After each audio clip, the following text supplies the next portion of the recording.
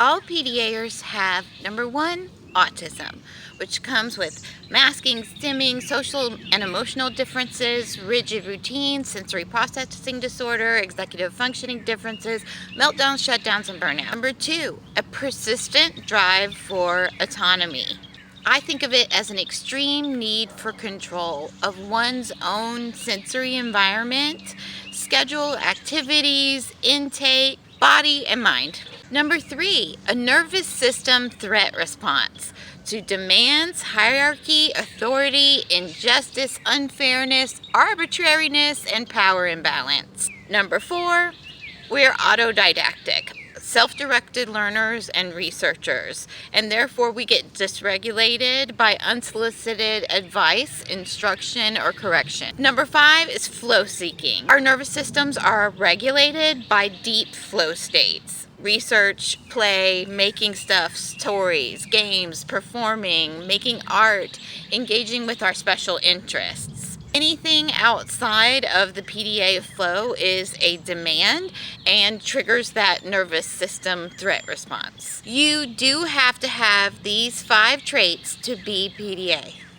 Autism, persistent drive for autonomy, nervous system threat response to demands and other power imbalances, autodidactic self-directed learning style, and flow seeking.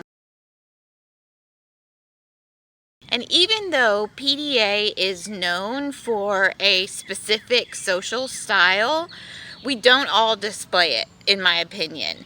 It depends on whether or not you have alexithymia, your age, your trauma experiences, and whether or not you have had a special interest in psychology or behavior or social norms. Almost all of us, but not quite all of us, are atypical socializers with a strong drive towards community and connection, considered highly social, have relationships, yet they have a short social battery and get exhausted by some common social situations. We often find ourselves in disagreement with common social norms, ideas about gender, sexuality, marriage, school, so on. We tend to have social special interests. So sometimes we're into specific people, but sometimes we're interested in a social concept like psychology, religion, anthropology, sex, friendship, or family dynamics. I myself am into collaborative art like theatrical design or choreography. I like stand-up comedy, parenting, and I'm interested in PDA itself. Usually have a verbal processing style, self-expression and emotional processing through words. So writing, stories, blogging, journaling, online conversations. And then among speaking PDAers, you will also get thinking out loud, vocal stimming, sing stimming, recording videos and listening back to ourselves, echolalia, palalia. We understand and partake in wordplay, sarcasm, and jokes with large vocabulary and unusual word choices. As with all autistic profiles, with PDA it's common to see one or more comorbidities or co-occurring conditions. ADHD, anxiety, addiction, alexithymia, allergies, auditory processing disorder, autoimmune disease. CPTSD is quite common among adults.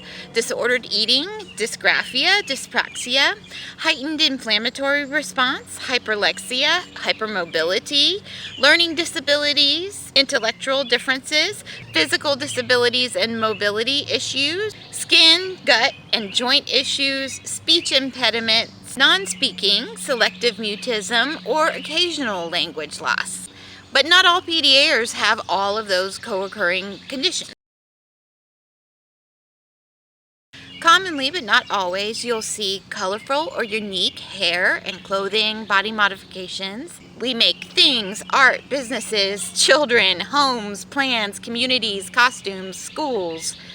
We have a penchant for fantasy, dress up, and role play. Many of us are genderqueer, neuroqueer, or LGBTQAI+.